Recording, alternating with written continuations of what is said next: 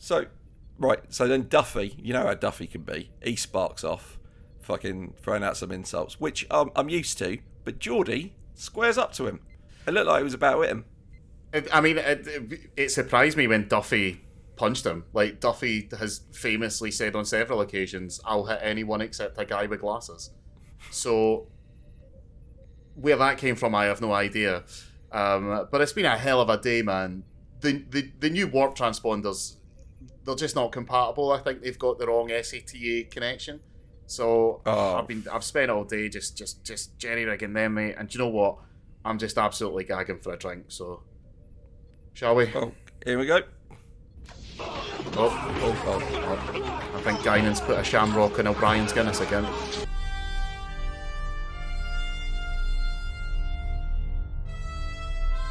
Podcasts. A Frontier.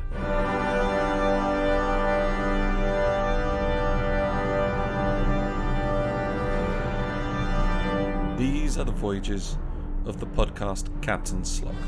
Its ongoing mission to explore strange new episodes, to seek out new jokes and new references, to split infinitives that no one has split before.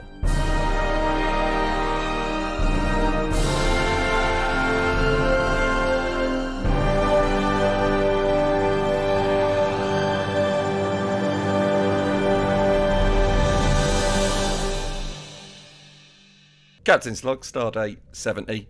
These are the continued adventures of this podcast. I'm Eddie. This is Mark. Yeah, Mark, how you been? Yeah, good, fine. I've had to do a lot of research into local Glaswegian ghosts. Is this because of a haunting issue you're having, or are you planning on running a fraudulent exorcism business? Personal reasons. But my main source has been a book, and it's called the Guide to Mysterious Glasgow by Jeff Holder, and it's, and you know what? I'll plug this book. He gets a free ad. It's pretty good. The only problem is that it's kind of like it's almost like an encyclopedia of weird things that happen in Glasgow, and it puts them down by street.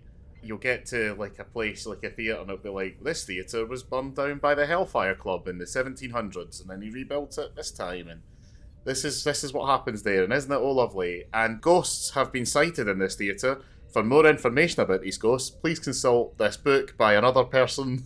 And I'm like, I bought this book for you to tell me about the ghosts. And I don't, maybe it's just, and it's like, oh, now you have to go and read Dane Love's Scottish Spectres. And I'm like, is this just one guy that's just being, like pretending to be four different people? I imagine Glasgow has a high number of mysterious circumstances, because most hauntings are the result of drunk people misbehaving.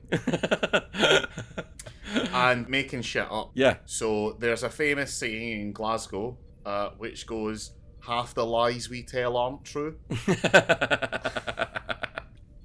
That's a great line. Yeah.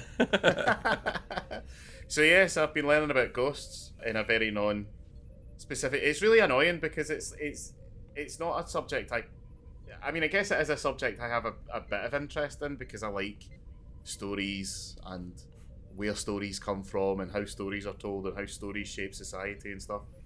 But the problem with ghost stories is that because they are not true, it really means that like you can't really break down the lore or anything. Like if I'm telling people there's a ghost in here, it's a young girl. One of the ghosts in the Tron Theatre is a young girl, teenage girl called Lisa, who's missing her right hand, and she often points meaningfully. She's described as pointing meaningfully towards the box office, right? Which is an enticing. But she's got no hand, so she's just gesturing vaguely. Well, really. She's got one hand. And the problem with that is it raises questions such as, why is she missing the hand? Don't know. Why does she point towards the box office? Don't know. She is, and she does. And if you I don't know if you wanted something more in depth. You should have gone on a history tour. That's where you'll find the remains of her body that need to be burned so she can transcend to. That's if I've learned anything from Supernatural, it'll be that, definitely. It's just there's just one hand. Yeah. Because in Supernatural, it's always your remains have to be destroyed. Yeah. And it doesn't account for at all for the fact that like human beings lose hair and skin cells all the time. So that must be impossible. Yeah, it does seem, yeah, because occasionally they'll be like, oh, he was cremated. And it's like, right. So, but it's okay because his spirit can also be attached to an object. It's like, well, why aren't they all like that? Oh, it doesn't matter. Who cares? In Buffy, all vampires can be killed by wooden stakes. I like Supernatural. I think in some ways I prefer Supernatural to Buffy. But the logical inconsistencies in their ghost rules are baffling. It literally is just whatever is most convenient for the episode at the time. Which is fine. I respect that. Have I ever told you about my favourite story involving any of the producers of like Supernatural or anything? No. So Ben Edlund from Supernatural was a writer on Buffy, and then he was one of the senior writers on Angel. And apparently every week he pitched, what if it's an evil horse? Right? And they never did it because it's silly and dumb. So Joss Whedon had to shoot this down on multiple times. And Ben Edlund finally got to a point in Supernatural that he thought he was ready to use his evil horse. And then the writer's strike started. And then he got a phone call from Joss Whedon just going, I've got this idea for a comedy musical that I'm going to make during the writer's strike. Can I nick your bad horse idea? Oh, man. And he sort of worded it as more of an FYI, I've already hired the horse. And Ben Edlund probably sat back and went, that's good. That's a piece of media that will live forever because Joss Whedon will be beloved for generations. I like the idea that from now on, whenever people bring up Joss Whedon's horrible behaviour, there's a pause of about maybe like a beat or two, and Ben Edlund chimes in, and he nicked my horse idea. Yeah. Didn't Ben Edlund also create The Tick? I think he didn't create the comic book The Tick, but I think he was involved in the television adaptation. Not the animated one, the live action one with Patrick Warburton, who is possibly the best live action casting of The Tick you could ever do. Yeah. Patrick Warburton is possibly the human being who has my favourite voice. Yeah. He's brilliant. Have you ever watched Venture Brothers? No, not yet. I've heard it's amazing.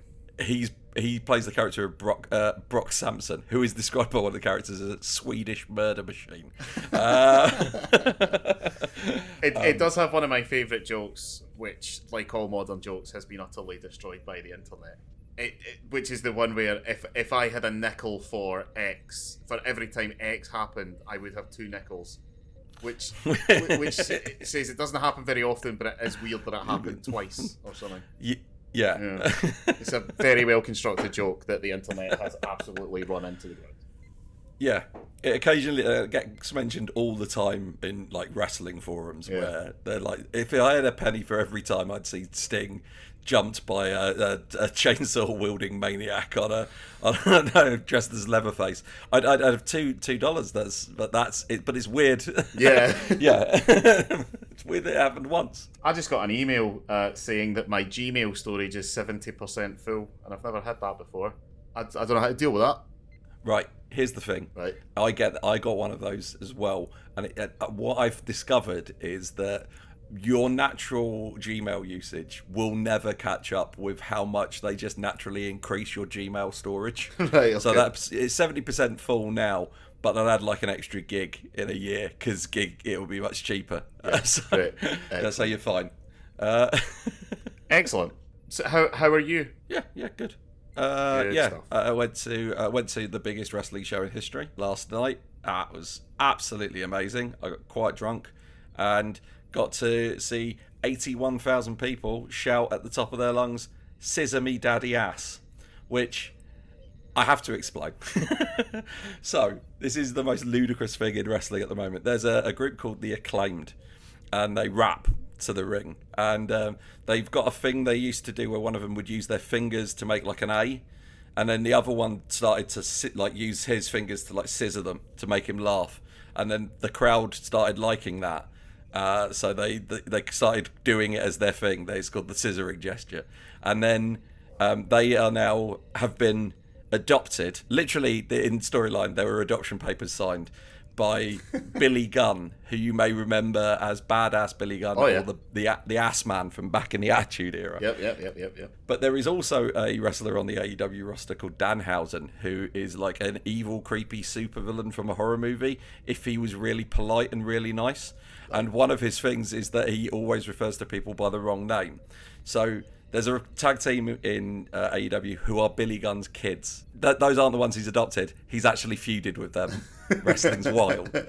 And he called them, instead of the Gun Club, which is their name, he called them the Ass Boys. And that got over. And then, because they were Mr. Ass's kids. Yeah. That got over. And then the crowd decided that if they were called the Ass Boys, then surely that must make Billy Gunn Daddy Ass. And now he's with the Acclaimed, so a part of their intro is they come down and they shout, "Scissor me, Daddy Ass." And here 81,000 people chant that after somebody was wrapped to the ring slagging off Prince Andrew. Is a surreal moment that I don't think will ever be approached. Excellent. As one of the weirdest things I've ever been a part of. Well, you heard it here first, wrestling fans. Eddie believes that Pyongyang exists outside of history. That's we're gonna leave. I'm gonna leave that. That's for you to research. Maybe in a book by Jeff Holder, who will tell you that it is indeed a true thing that happened. And for more information, please consult someone else's book. Yeah, and that book will be Eric Bischoff's "Controversy Creates Cash," right. Or by a man called Hef Golder.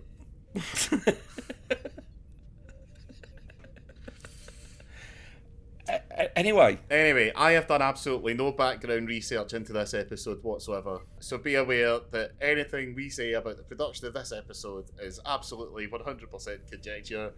And we're definitely going to get it wrong. We're going to get it wrong on purpose. Because this, controversy sells, doesn't it? Yeah. This is a great episode. The episode's called Sarek, so let's start there. Yep. Sarek's in this episode, which, if you don't know, is Spock's dad. Yep. He's played by Mark Leonard. And the thing about being a Vulcan is you don't need old age makeup to play somebody in TNG who was in original series, because they live for 200 or so years. And my first thing I'm going to get is that Sarek, I believe, is the grandson of the lad who saw Zephram Cochrane's warp signature. Yes. And first contacted Earth. Yeah, and his first wife is descended from Arthur Conan Doyle. You can tell because she's fit. So, one of my favourite things about Mark Leonard, the actor who plays Sarek, is his first appearance in Star Trek is not as Sarek. His first appearance is in the episode Balance of Terror. He plays the first Romulan we ever see. Oh. Now, in that episode, it is established that nobody knows what the Romulans look like because they've never been seen before. And then they appear, and Spock is taken aback because they look so similar to the Vulcans. Yeah. And maybe there must be some like history between them or something like that. And I think he's very shocked at how similar they look like to Vulcans, because that one looks exactly like his dad. Also, this is the second from last appearance in Star Trek of Sarek. He appears in one more TNG episode. He's in Undiscovered Country, which came out after this episode broadcast, and then in 95 or 94, he's in one more TNG episode. Oh. And then he passes away, because that's how time works. He appears in the J.J. Abrams movie, though. Oh, yeah. Is it him? Well, not him. The character. Oh, right. Okay, yeah. Because the character also appears in Strange New Worlds and is the main character's...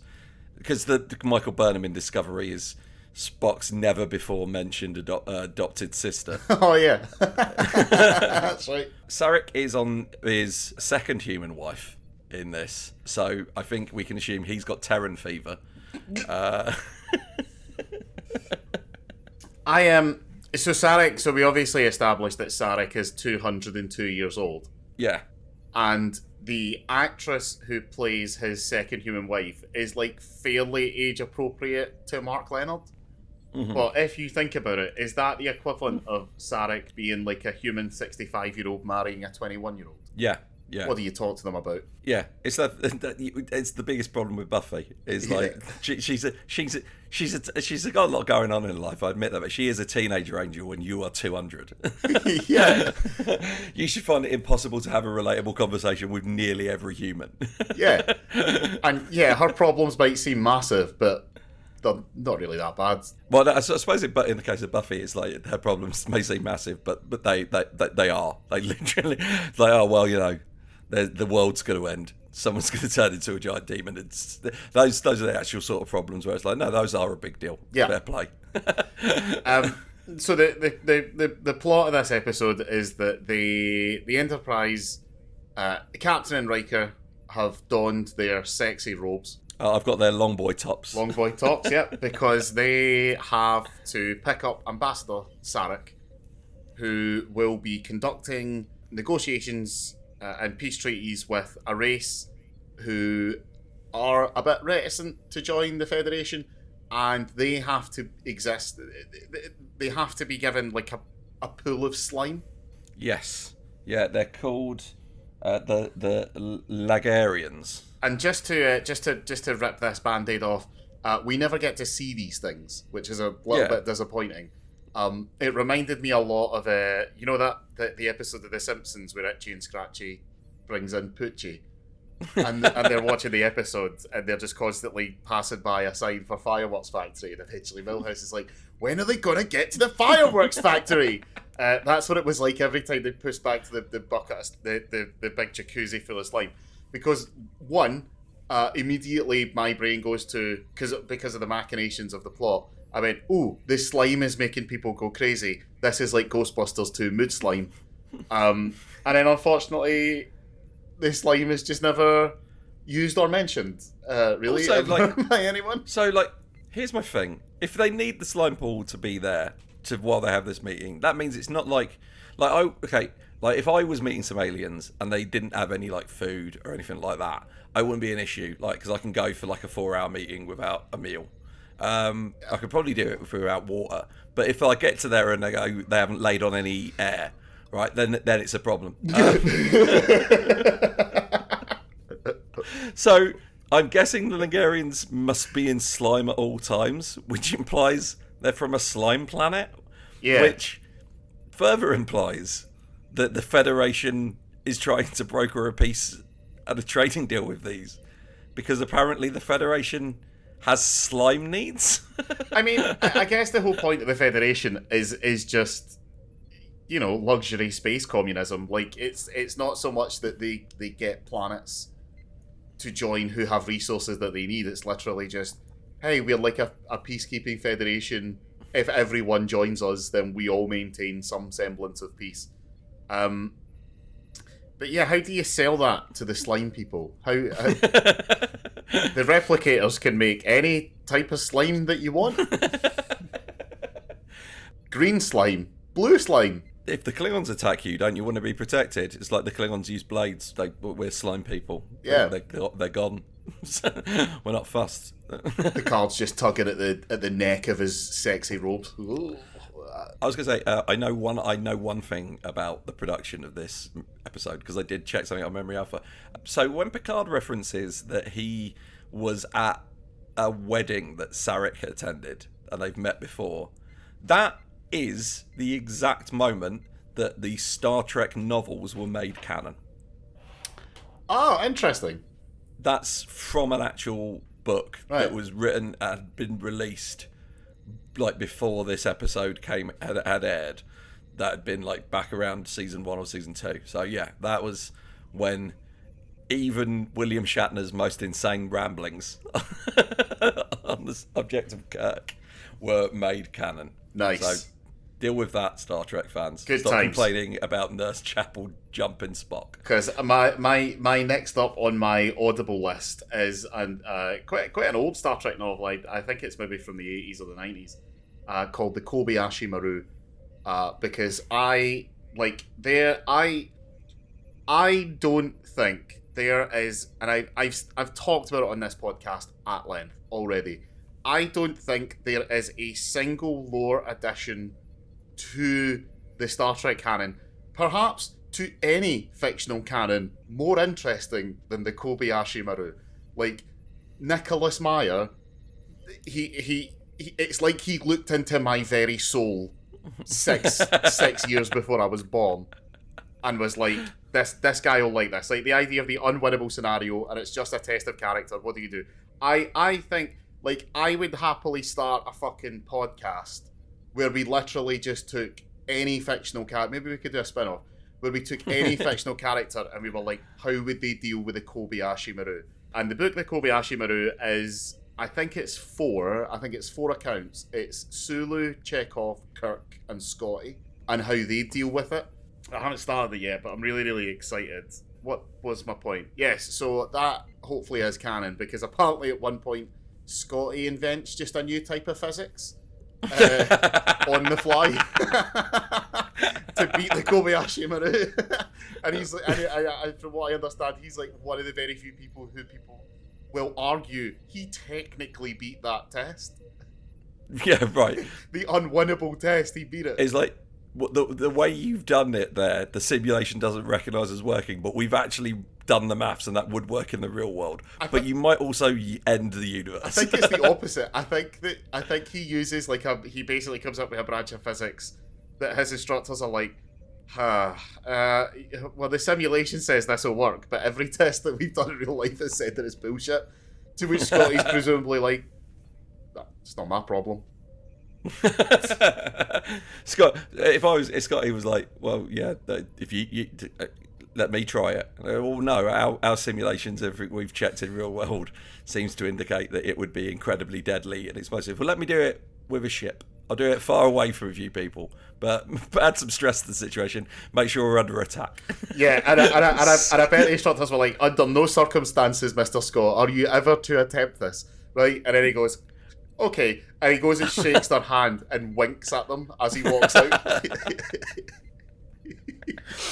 As we know from Strange New Worlds, Scotty's instructors exactly said that to him. It's like, you can never do that. And then Scotty probably did it in week one of being on board a ship. Yeah, I have heard, and I can't remember where I read this. So obviously there's like reams of canon, but I have heard that there is specifically an order banning Scotty from going on the command track. They're like, this guy can be in charge of the most important ship in the fleet, right? In engineering, he is not allowed anywhere near that captain's chair. Like, only in the most dire circumstances is this guy to ever take charge. You got to remember, Scotty's approach to causal temporality was like, well, I'm going to give a bloke in the 80s the formula for transparent aluminum on the grounds that I know he won't be able to manufacture it for at least 30 years. And that's about because he definitely won't have the technology to manufacture this until about the point where it gets invented anyway. So maybe I've just given it's like, no, Scotty, you can't create a paradox. Yeah. Makes sense though. So Sarek arrives on the ship and he's accompanied, he's preceded by two sort of assistants, one of whom is human, one of whom is Vulcan. Yes. And they come aboard and they sort of the human one is I didn't look him up, but he is like quintessential that guy. Yes. That bloke. He is in everything. He's always a cop. Or some kind of low-level gangster or something, but he is in. Or he's the opposing counsel, not the judge. He's opposing counsel. He may be a reoccurring character. I imagine he's been in. I would be stunned if he hasn't been in at least 3 Ally McBeal episodes. Yeah. Because he always kind of looks a bit skeevy. Yeah. But they sort of come ahead and they're like, we need to make sure everything's okay because the ambassador, blah blah blah. Fair enough. And then Picard obviously orders O'Brien Watch in to operate the command, the console, because you have to get the top lad in if you're beaming in the ambassadors. Yeah. And then also they say that they want to lay on a concert of some Mozart, and they say no to that. And all I've got written in my notes is Nozart. I don't know if that works as a joke. No. But what actually happens is it turns out that Sarek later on would be fine with going to see some Mozart, but he knows O'Brien's in the string quartet, and what his actual policy is no blacks, no Irish. So they have to kick O'Brien out of the string quartet and replace him with, I assume, somebody who was played by an actor who can actually play the cello. So all is sort of well. He comes on board, but the assistants seem a little bit sneaky, saying to Picard, "Oh, the ambassador needs his rest. He needs to go straight to his room and not to be disturbed." And then Sarek appears and he's given it, "I'd like to see the bridge and I'd like to see the slime pool, etc." And it is at this point, I think it's after he leaves, Wesley and Geordi are investigating the slime pool and then get into an incel argument. Yes. Yeah. I would like to point out I have rarely agreed with either of these characters more. Every point they make is spot on. But the show wants you to believe they're being horrible to each other. But the truth is they're being honest with each other and they're horrible people.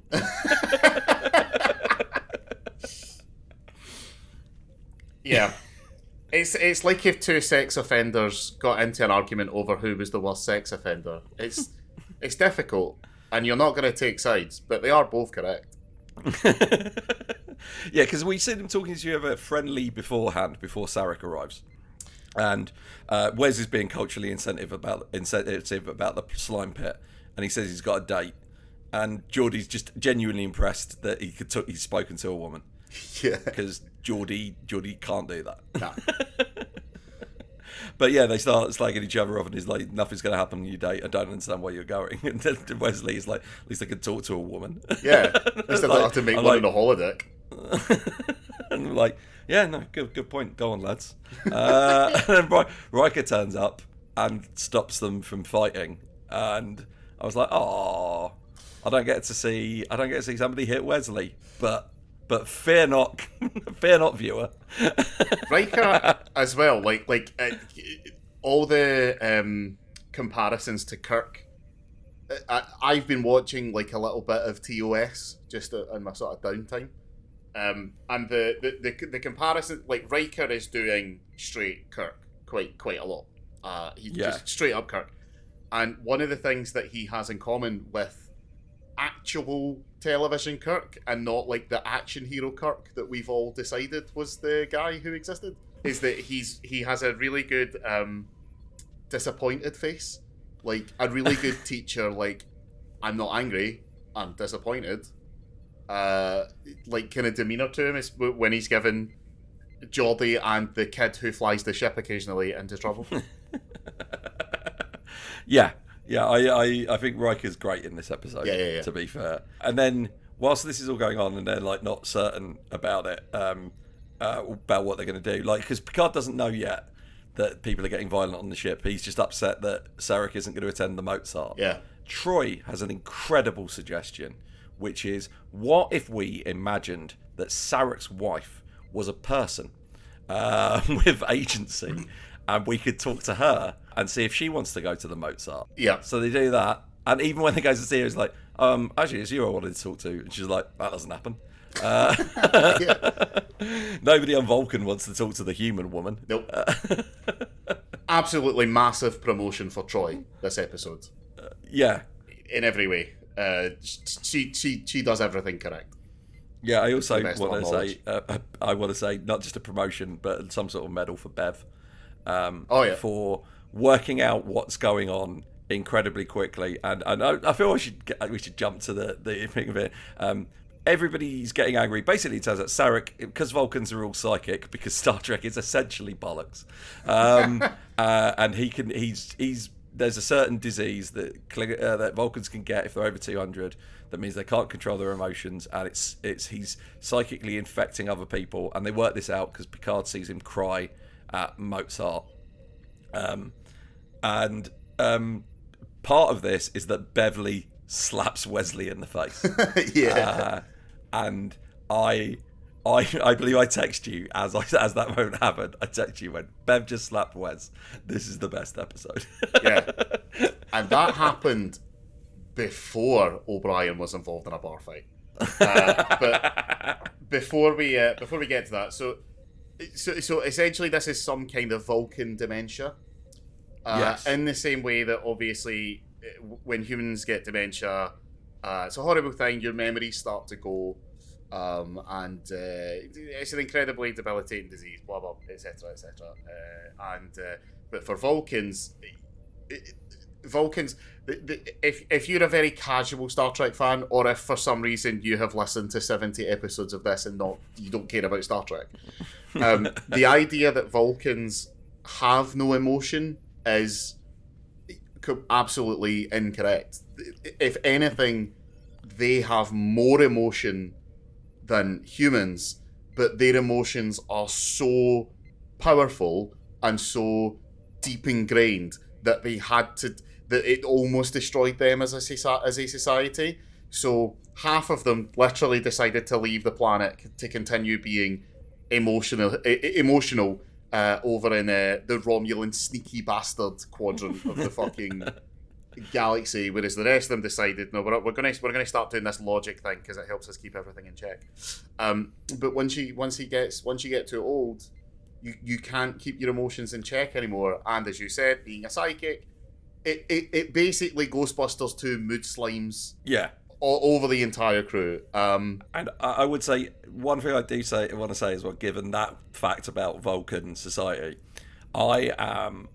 every time there's a time travel episode in Star Trek, it's always Earth that we go back to, because obviously, what do you as a viewer care about the fact that you're on a version of Vulcan from 50 years ago? Yeah, but if we could have an episode of Strange New Worlds where they go back in time on Vulcan like 1,000 years, and it's before they've got emotional control, and it's entirely a planet of bar fights and orgies, then yeah, I'm up for that. Yeah.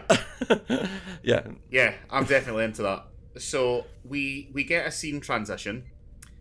We cut from I can't remember, a chatty old scene to a table in 10 forward, when O'Brien and some other people walk up to a bunch of blue shirt science lads at a table, and O'Brien says, "This is our table," to which the science lad replies, "I don't see your name on it." And immediately I immediately just wrote down, oh my god, is O'Brien about to get an actual bar fight? What is this science clown thinking? And then Geordie comes over and stops the fight from happening, and I'm like, oh, bum. Yeah. That's how dare they tease this, yeah, and then not deliver it. And then we cut to Riker and Worf outside in the corridor, and Worf is talking to Riker about how he's worried about tensions rising on the ship, and says that he personally has had to discipline several subordinates for insubordination, which, if you think about how angry you would have to be to have a go at essentially the ship's orc. Right. A man who can quite easily rip off your limbs and beat you to death with them. Yeah. And Riker's like, oh, I don't think tensions have gotten that bad. And then they open the door into 10 forward, and the scene is just chaos. and it's fantastic.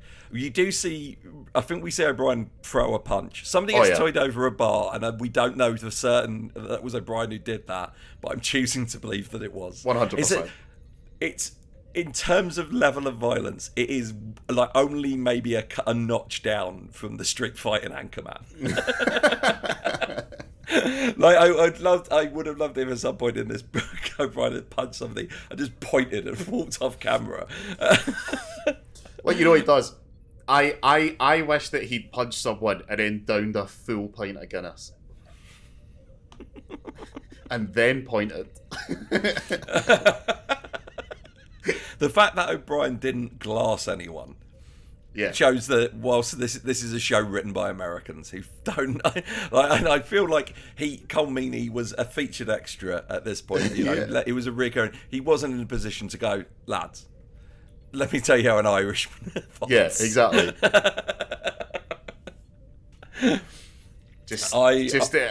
What you don't see is he's just spray painted up the Ra on the wall of 10 forward. Something that exists in D&D and I absolutely love is there is a weapon that you can get for dwarf characters, and it is essentially the head of a dwarven warhammer, but it's hollowed from the top, and it has a handle, and it's called a dwarven fighting mug, and it's for filling with beer, drinking, and then using to smack people. Fantastic. And I think as a weapon, that needs to exist, and that is the kind of weapon that O'Brien would wield. Also, it's the kind of thing the Klingons should have. Yeah. I was talking to you earlier about how I'm kind of reticent to have a stag do. Because I don't like parties. I don't like parties where I'm the main centre of attention. Because I have like I have a social anxiety which flares up whenever I think anyone is not having the best time ever at like an event that I've planned or I'm taking major part in. I need to get over it because I'm an adult. But that's kind of partly the reason why I've never, like, I'm really interested in D&D. I'd love to play D&D, but I don't think I could find a group of strangers. I think I'd need to find, like, a group of comedians or friends or something. Because my D&D strategy, as you well know, is just whatever ludicrous idea I think of at the time that I think would be the funniest because my character's an absolute drunk. Yeah. Yeah. So that I don't want to be a dwarf. You can quote me on that. But I'd like to be in a party with one so that he can get that thing, so that I can then steal it off him. Right. Okay. I'm going to read you. I've got 3 lines of notes about this episode, and I think it really is going to convey the emotional experience. I've got these 3 lines. It just says, Bev slaps Wes, and then in brackets, I've written yay with an exclamation mark. The next line is, O'Brien has a fight, brackets, yay. Oh no, brackets, boo. Yes, brackets, yay. That was the emotional journey. I was like, oh, Wes got slapped. Oh, Brian's going to have a fight. Oh, he's not going to have a fight. Yes, he is going to have a fight. Yeah. Oh. I took down a note because there's a bit where... So the plot of this episode really is that the assistants and Sarek's wife have figured out that Sarek has this condition, but no one wants to sort of approach him about it. So they want him to still be, being his old diplomat self. So we think they're being kind of sneaky in a bad way, and they are being sneaky, but it's a sneaky in a way where they're like, we need this to work, but we also don't want to upset the big man. So there's a part where Data and the Vulcan assistant are on, I think they're on the bridge, or maybe they're in the slime pit room. And first of all, Data speaking to a Vulcan, phenomenal, right? Fantastic writing. I like the fact that it's never outright implied, but it's never outright said, but it is heavily implied that the Vulcans fucking love Data. Yeah. Because Data is the perfect embodiment of everything they strive for as a society. Yeah. Like, he's a being of pure perfect logic. Even when he gets the emotion chip later on, he will never act or do anything that isn't entirely logical. The only way that we could create an artificial life form as impressive to every human being as Data is to every Vulcan is if we made the single sexiest sex robot in the history of sex. Or if we somehow managed to make a robot and then we turned it on, it had the personality and charisma of Jack Black. Yeah, give us that. Yeah, that's what Vulcan Star Trek is like.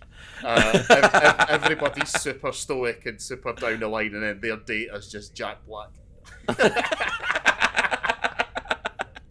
I'd watch that.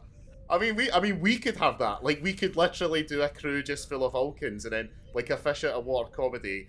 Oh, the new helmsman is coming on board today, but they've messed it up. Like, they've got on a Campbell with one L rather than a Campbell with two L's, so they get mixed up. They just think it's another Vulcan, but no, Jack Black. Hijinks and shoot. So there is an episode of Deep Space Nine where there is a Vulcan captain who only has Vulcan crew members, right. And that episode of Deep Space Nine is one of the best episodes of Star Trek ever because because it's the baseball episode. Basically, he's a long-time rival of Sisko's, and Ben Sisko once tried to get into a drunken argument with him at the academy about whether emotions were more important than logic, and the Vulcan won the debate when Sisko hit him.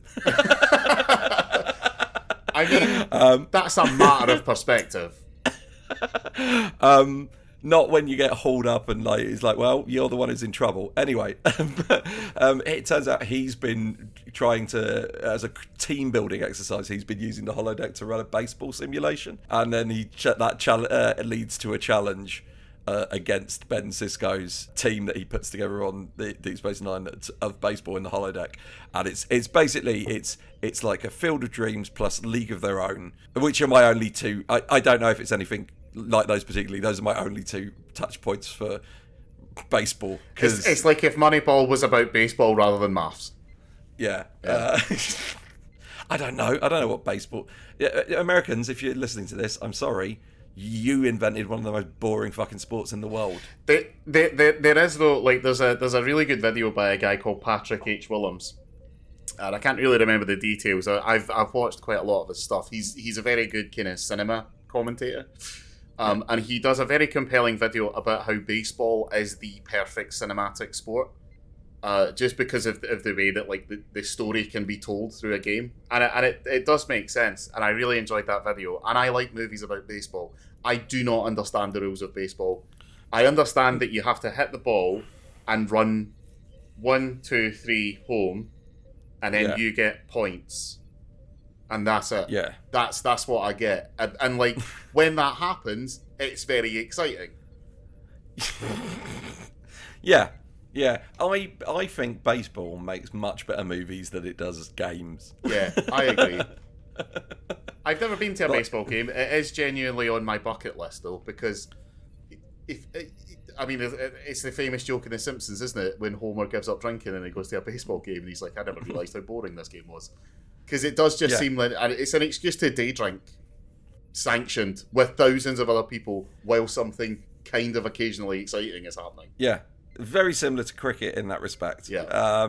Which again, and I'm going to say this: if you're an American and you don't get to kick off, it takes you 7. If it takes 7 games of baseball to determine that who the winner is, right? Then your baseball games are 7 days long, so you don't get slag off cricket for being 5 days long, and at least cricket has a tea break. I actually quite enjoy. I've got the old dodgy Fire Stick, and occasionally I can find Japanese baseball games, and those are meant right because they're just regular baseball games, except the commentators are Japanese, and I like hearing people get excited in languages that I don't speak. Right. So I'm going to share with you something that recently has occurred to me. So recently, a lot of the pubs around my area have been showing the ongoing Cricket 100s tournament. Right. Which is it's basically 100 overs. Games last a day. But what caught my eye about them is that the 2 teams playing, one was sponsored by Skips, and the other was sponsored by Pom Bear. Then the next time I saw a game, it was Pom Bear versus Butterkist. Yeah. And now I've noticed the pattern. So I did some Googling.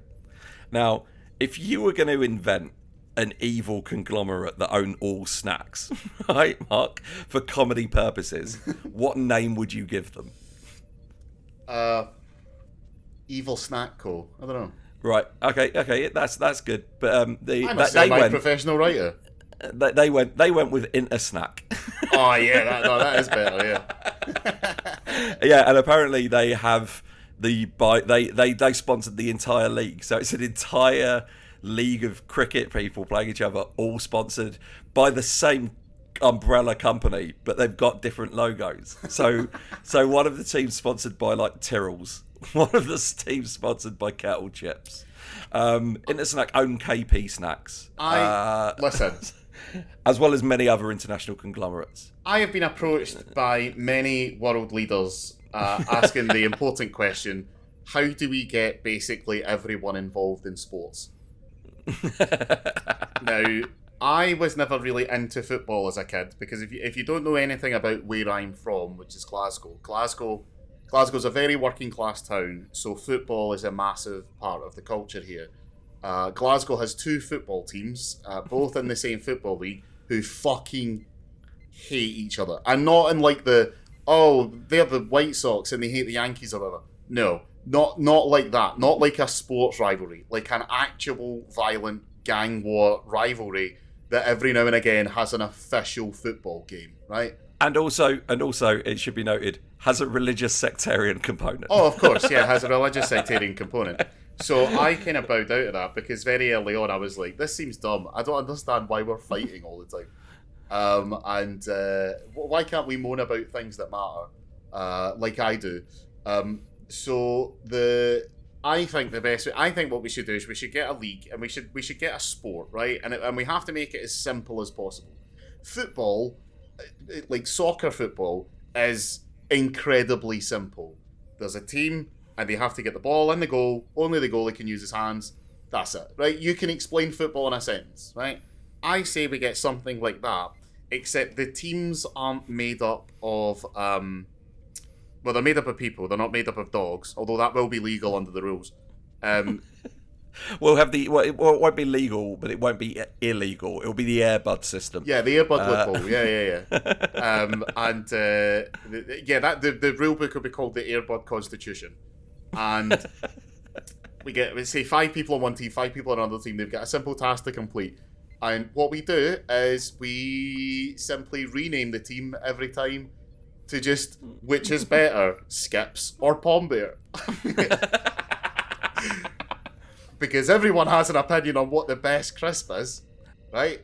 So, and then we just do that rather than just getting votes for people going, I vote for Skips, I vote for Palm Bear.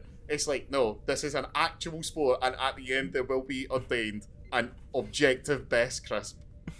Yeah, see, this is the thing. I don't care that much about Cricket 100s. Never really given a toss. Didn't know it was on. Yeah, I'm rooting for Skips. Palm Bears are nothing snack. Yeah. It's like, fuck off. Palm Bears. There's only, first of all, Palm Bears, only 5 in a multi-pack. Fuck off. Disgusting, right? European nonsense. That's what I say. Proper crisps. Real McCoys. T-bone steaks.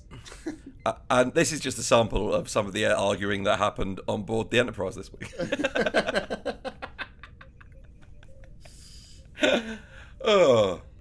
But anyway, yeah, this episode. So they talk about Data talk to the Vulcan, right? And the Vulcan giving it. Can you tell us a little bit about Captain Picard? Like, what's his like diplomatic history? Like, is he any good? Is he a good diplomat?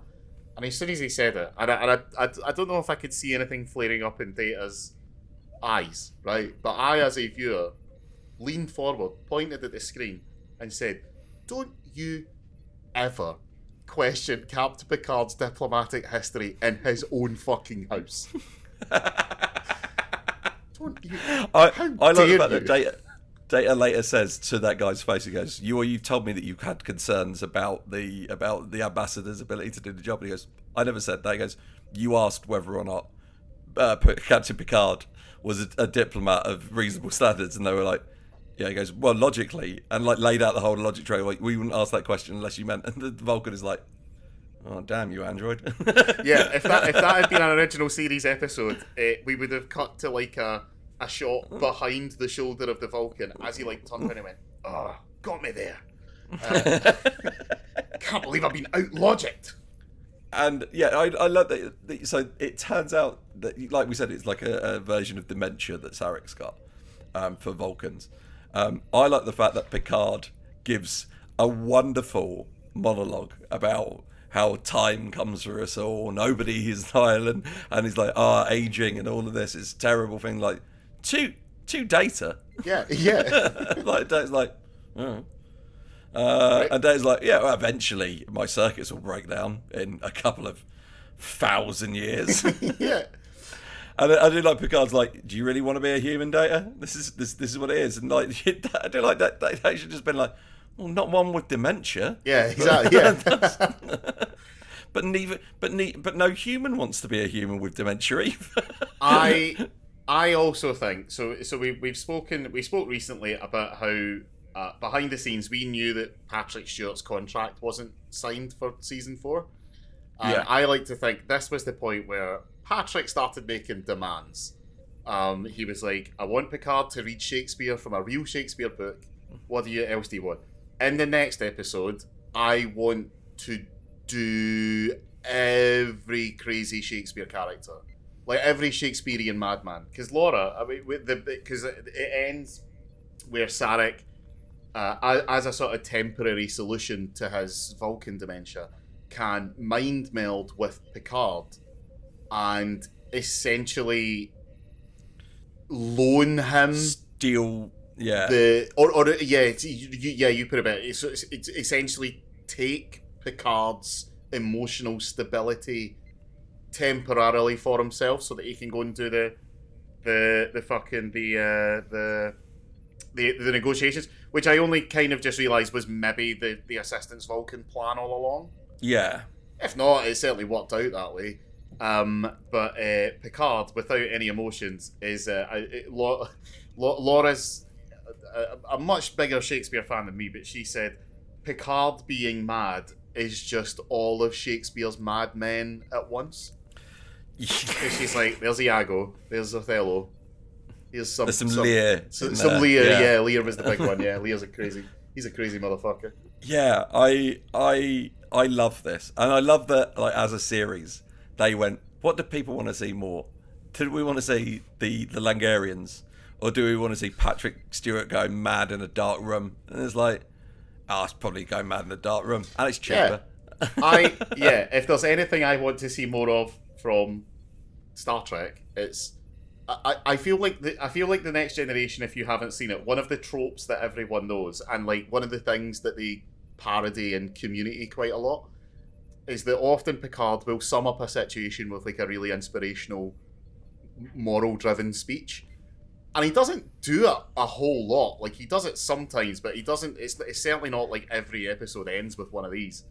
And I want more of that. I would take 3 of them an episode, like 100%. But I feel like when he gets a chance to go Shakespearean crazy, you've sold a ticket. I don't even care that we're never going to see these slime monsters. I love that also he does the whole, like, big giveaway is that Sarek was crying at the Mozart. Yeah. And Picard is like, no, right. And Sarek doesn't want to admit what's going on because it's confronting his own problems. So, like, Picard does what is the logical reason to cry to Mozart? And he does it very much in the same way that Kirk asks, why does God need a spaceship? Yeah. Right? Right? Because it's a very clear, logical question. And that scene's where he, like, keeps bringing up that point. And Sarek's also, I would have just gone like, oh, sorry, mate, you are getting really fucking aggy. Like, which proves, that's it. There is one thing in this episode that I love completely, because I think it's the first time that something has been acknowledged on screen. Because Sarek says, what if it's not me that's making your crew go angry? And basically, he doesn't say this in as many words. He goes, what if it's some Star Trek bollocks? Yeah. Like, he's like, lots of weird. He's like, my son served on the Enterprise. I've heard stories. Yeah. I know what happens. Weird shit happens all the time. Like, occasionally people fall through the floor. Like, you don't know. Maybe it's a weird thing. And he's like, well, yeah, but it happened. It started the exact moment you appeared on my ship. Speaking of that, I one of the TOS episodes I watched recently, if you know your TOS, was the Landru episode, which is the Purge planet episode, essentially. And it's like there's a society, and for the last 6,000 years they've been essentially ruled by a computer that they don't know is a computer, but it keeps them in perfect harmony. Like it hypnotizes them into perfect harmony, except for once every now and again when it just lets them go fucking mental for 12 hours, because it's the only way that the human brains will survive. And there's an interesting discussion between Kirk and Spock that I was like, oh, that's cool, that's interesting, which is that they get to the planet, this happens to Sulu and Bones, they get made happy, and Kirk's like, well, obviously we need to put a fucking stop to this, like, we obviously need to go and destroy that computer. To which Spock replies, well, what about the Prime Directive, Captain? To which Kirk says, right, the actual wording of the Prime Directive is that we are not allowed to interfere in developing societies. What part of this do you think is developing? Yeah. That's that's good. That's the old Kirk loophole, mate. Is that one of those episodes where Kirk talks a computer into destroying itself? I think it's the quintessential Kirk talks it. Because I think Kirk does it in maybe 3 episodes. Like, I imagine that when Kirk goes to like give a speech, when Kirk goes to teach a guest seminar at the academy, I bet it's for, here's how you talk a computer and even the computer into killing itself. Yeah. Right. Fantastic. But this was a great little episode, man. Yeah, it's a tour de force from Patrick Stewart as well. 100%. Because he gets to have the argument with Sarek. He gets as the emotional nearly blows up with Riker because of the emotions. Yeah, it's nice. It's him insane at the end. It's very Brando in Apocalypse Now. Yeah, exactly. Yeah. My only demotion for this episode is Wesley. He should know not to speak to Jordan like that. Not because it wasn't accurate. It's because Jobby's his boss. My demotion is to the ensign that's got a date with Wesley. Wesley is a cadet, and is, I believe at this point, canonically 16. So that's, and if you're an ensign, I've got to assume you've finished the academy. You're probably at least 20, 21. Yeah. No. Further demotion to the science officer who thought that he could square up to O'Brien in a bar. Why? Why would you do that? If I was his commanding officer, I'd be like, I don't even know what you're doing in the science division. You thought that was a good idea. You know the Prime Directive? Well, there is a secondary directive. Don't come between. Don't come for O'Brien. Oh, yeah.